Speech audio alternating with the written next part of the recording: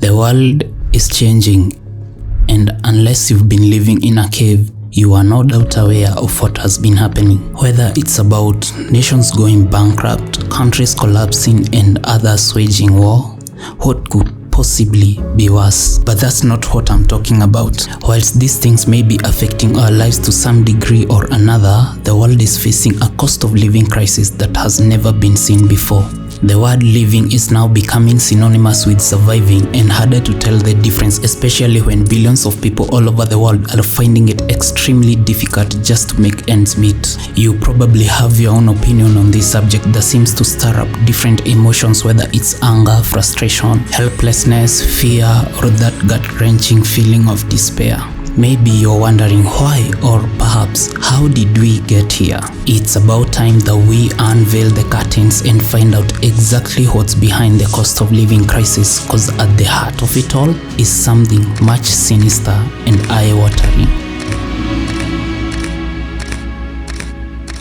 The cost of living is getting more expensive both here and across the world. Everyday prices are going up. Things are tough. We're not seeing any improvement. And things have got worse when the price of fuel went up. More and more people are saying, actually, enough's enough, we've got no money. When it gets to a point where you can't cover the bill and you're not even keeping up anywhere near with inflation, I feel like something has to be done.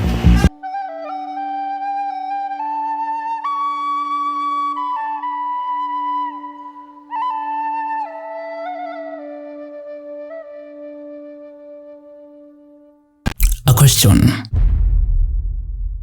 What is the cost of living? Consider yourself, for example. Imagine all the money you spend every month for rent, transportation, food, utility bills, Netflix subscription, party after party. What part of these expenses do you think constitutes the cost of living? The likelihood is most of your income goes to cater for most of these expenses. By definition, the cost of living is the amount of money that you need to cover the most basic needs such as food, housing, clothing, healthcare, and so on. But for it to be labeled a crisis, it means that most people are barely surviving and are unable to afford these things. Despite all the efforts that you put to provide for your family, yourself, and the people you care about, after buying or paying for one or two of the most basic necessities, you are left with an empty wallet. This is where your life starts to feel like it's tightly handcuffed to the gates of hell. With more bills to pay, your job doesn't bring in enough money, countless debts hanging over your head. This is the point where you've had enough of having enough, but there's nothing much you can do about it. No matter how hard you try to dig yourself out of your situation, the overaching struggle remains relatively the same. When you're not the only person facing this situation, but also billions of other people all over the globe. Now that's what the cost of living crisis looks like.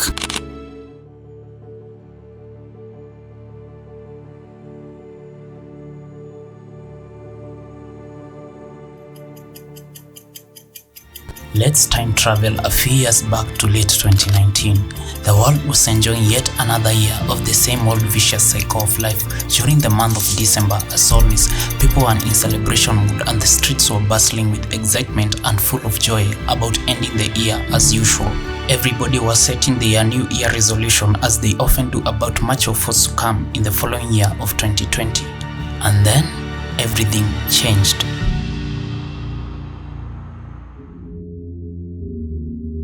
Nobody knew that a looming enemy was growing in the city of Wuhan, Hubei, China, one that threatened to throw their entire lives into turmoil.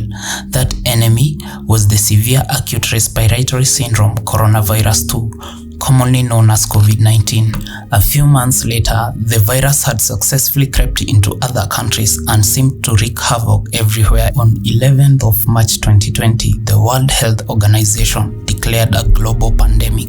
By the end of August same year, there were at least 25 million confirmed cases and over 840,000 deaths reported worldwide. Needless to say, the aggressive nature and the immediate impact of the virus could not be subdued.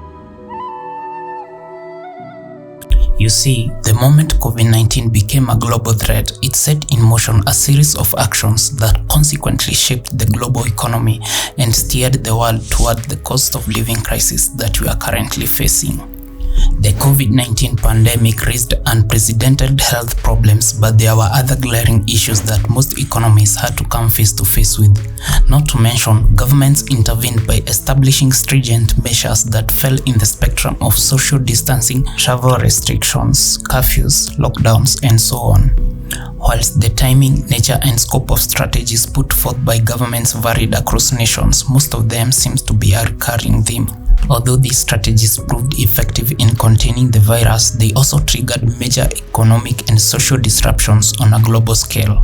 In addition to reducing the ability to produce goods and services, COVID-19 policies posed even much greater risk, especially to the already fragile economies that did not have either fiscal or monetary capability to respond to the damage inflicted to them by the pandemic.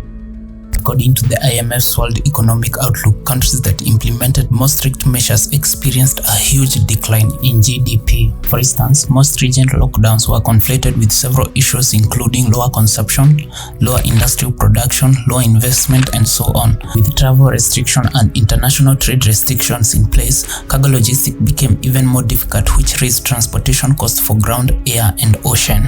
International supply chain and trade were disrupted, further aggravating the problem as firms experienced a delay in supply of immediate and finished goods. When the supply chain became a problem, this meant that the cost of production would also increase. If the cost of materials required to produce goods and services increases, firms often pass on this cost to consumers in form of higher prices, causing what could be labeled as cost-push inflation. Upon return to normalcy, however, the pent-up demand for most products and services started to surge, but unfortunately with not enough supply to fill it. While people are still frequently consuming these products and services, they end up buying regardless of the price, causing what could be labeled as demand pull inflation.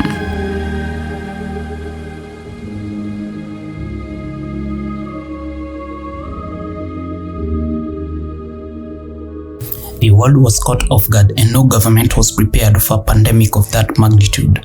As such, this posed a new challenge. When COVID-19 hit, it added to the spending needs of countries as they aim to mitigate the health, social, and economic impacts of the crisis. Not to mention, it would have been rather uncharacteristic for any government to have stood by without taking action. With a fall in output and increase in government spending to keep economies afloat, a huge increase in global debt levels was noted, as governments borrowed more money during this period. According to a report by the IMF and the World Bank, during the year 2020, the total gross global debt increased by 28% of GDP, the largest single year increase since the Second World War. Borrowing by governments represented at least half of the increase, as the worldwide debt ratio rose to a record of 99% of GDP. The rise in debt to GDP ratio could be attributed to the decline in global gross domestic product. Before the pandemic, however, the global economy was still facing its own unexpected wave of debt accumulation that started in the year 2010. This wave was considered to be the biggest and most aggressive of the 4 debt waves since 1970. In other words, the impact of borrowing on this debt wave during the pandemic was equivalent of turning a wave into a tsunami. Emerging markets and developing economies have survived periods of volatility during this period of debt accumulation, but let's be honest, the widespread and severe economic stress came only when the COVID-19 hit. This fragile economy's ability to withstand financial stress got even worse thanks to other challenges such as growing fiscal and current account deficits that direct most of these economies towards more risky debts.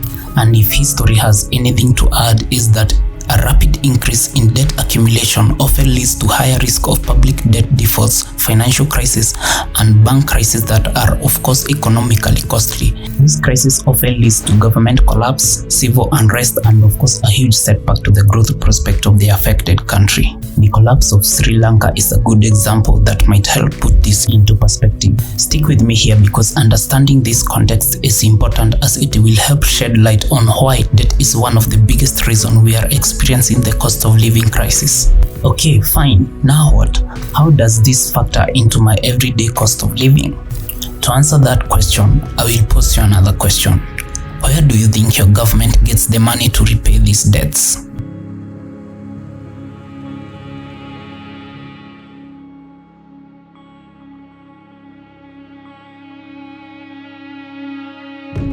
In order to service debts, governments have to raise enough revenue in the first place. One of the major sources of government revenue that impact your everyday cost of living is tax. Each country has its own unique debt problem and tax policies, and can only be examined on a case-by-case basis. But for the purpose of this video, let's take Kenya for example.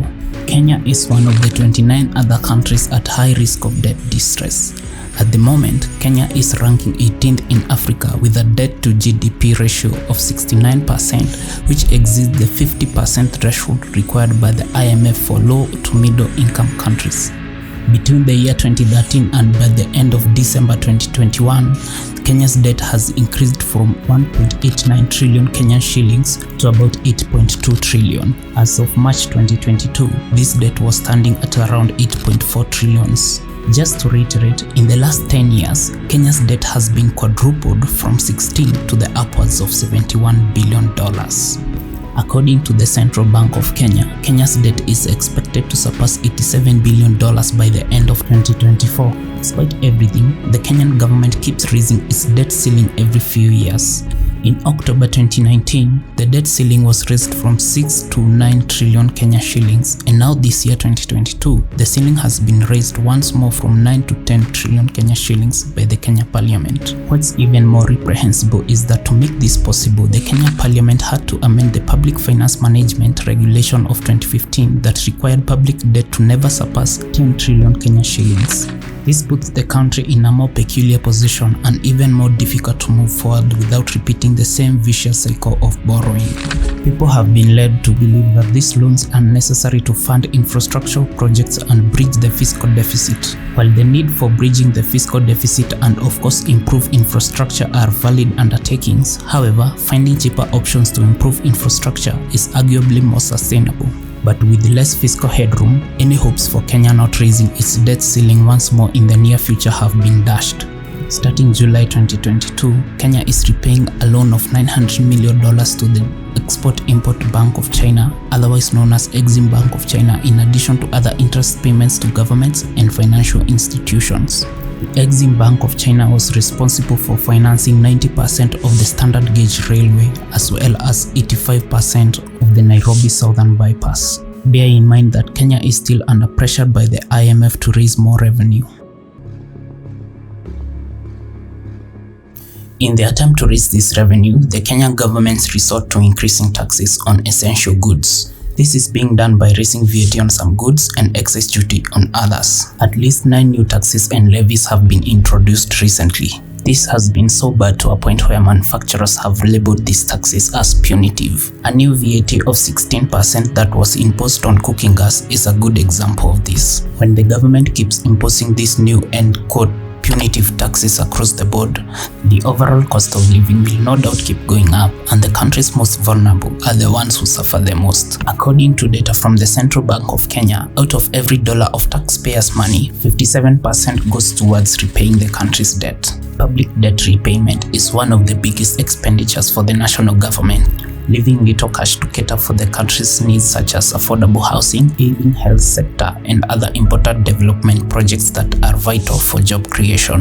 Bear in mind that Kenya is a country that's consumed by an incredibly high number of youth unemployment. Debt overhang, for instance, is a theory that argues that if a country's debt exceeds its ability to repay, the expected cost of servicing the debt will put off investors, and repaying debt through increased taxes is bad for the economy due to the distortionary effect of the tax. Debt overhang theory is just one of the arguments against the dangers of raking up external debt.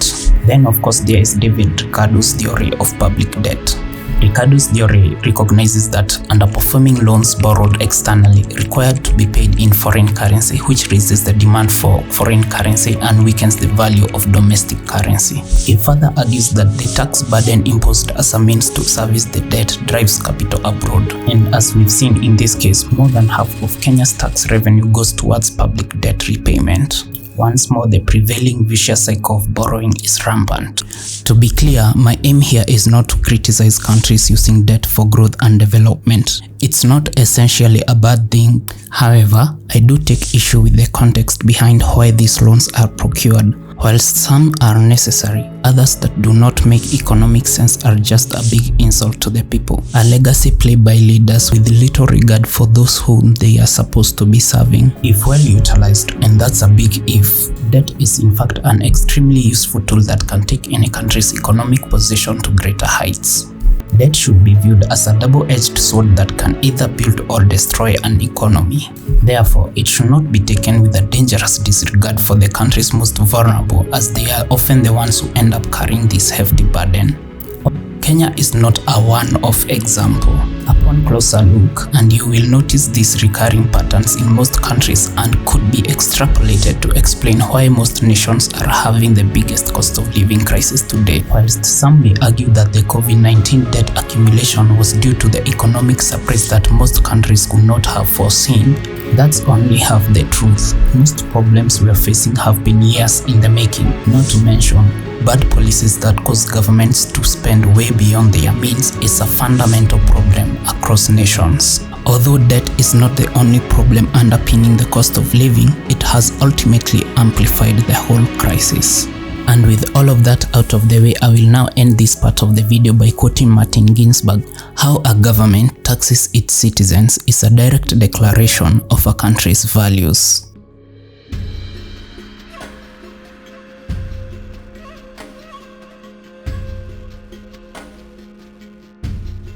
You obviously know that the war between Russia and Ukraine has had an immense impact on the global economy, but what you might not know is how this war is affecting your cost of living, especially when it comes to food and energy. Times of war leads to geopolitical tension. These are periods often characterized by higher levels of uncertainty and severe adverse outcome. The cost of living crisis is one of those severe adverse outcomes materializing in most countries. During times of higher geopolitical tension, the world often experiences a substantial negative impact on economic activities.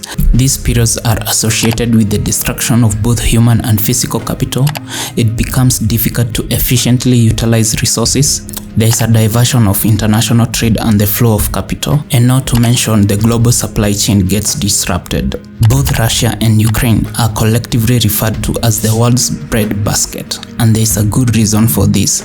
Ukraine and some bordering parts of Russia are home to black soil, a type of soil that is rich in minerals and provides extremely perfect condition for growing grains. These two countries are among the top agricultural powerhouses in the world. Together, they supply nearly 30% of all the wheat in the world, in addition to 20% of globally traded corn and 75% of globally traded sunflower oil.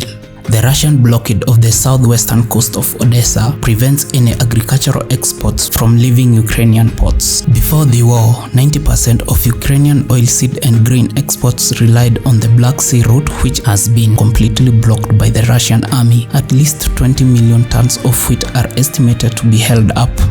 The World Food Programme has warned that if this conflict persists, the fallout will be even more severe for Eastern, Western, and Southern African regions, and the number of people experiencing food insecurity is likely to increase from the current 276 million to around 323 million. Countries, particularly those in the North African region, Middle East, South Asia, and Sub-Saharan Africa, rely heavily on Russia and Ukraine for their imports of wheat, grain, and oil are the most affected.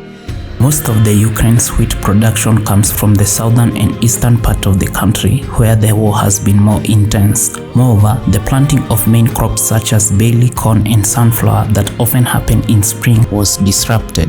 Another issue is that even though countries are trying to step up their food production in an effort to compensate, but Russia, being the biggest producer and exporter of fertilizer in the world, makes things even worse. With the cost of fertilizer increasing, guess what happens to food prices? Not to mention, the impact of the war is not only affecting the Russian and Ukrainian export, but also other food sources whose prices and demand have increased, such as maize, rice, and soybean. In most countries, however, the cost of imported food is driving local food inflation, resulting in excessive levels of price volatility for major food commodities. With high inflation and bad news everywhere, it has been extremely devastating, especially for the people in low to middle income countries where food costs constitute the largest portion of consumer spending. On the other hand, Russia is the world's leading exporter of natural gas and a major player in the global energy markets. It has been reported that Russia is using gas as a weapon of war. Since Europe decided to side with Ukraine in addition to countless sanctions posed on Russia, as expected, Russia responded by cutting off its energy supply to European countries. For quite a while now, there has been a significant increase in gas prices across Europe and other parts of the world. According to the International Energy Agency, high prices for petroleum and gas products are expected to continue for years to come. Energy prices have been highly volatile and are contributing to rising inflation pressure across the globe. Increasing energy prices have an immediate impact on the cost of living, especially in areas that are energy intensive. It's getting even more difficult to secure and transport food. This is not only having a direct impact on consumers, but also poses a huge problem to humanitarian efforts that are designed to support the most vulnerable. Needless to say, there is a lot that needs to be done, and fast, if there's any chance of avoiding turning a war situation into a catastrophic one.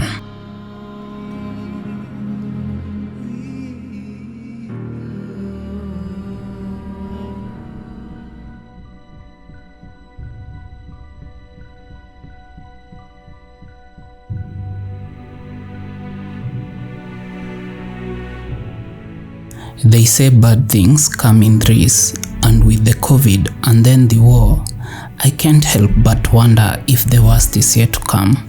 The cost of living and everything that's making it to be a crisis is a subject that's way too vast for me to cover in a single video. So bear in mind that there are many intricacies and countless other factors that I have left out.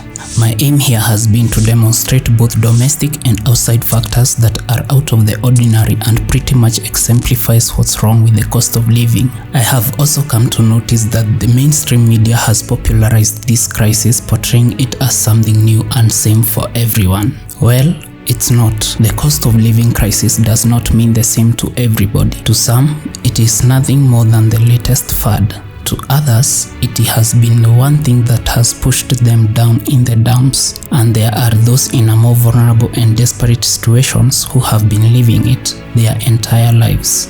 Whichever the case, it doesn't make it better for anyone. But if this video gets you to do anything, whatever it is that you're going through, is to keep going no matter how difficult things might get.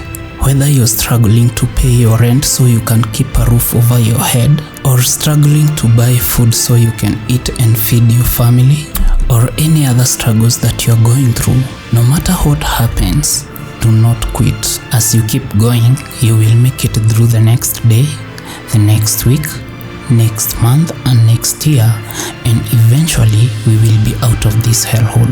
After all, nothing lasts forever.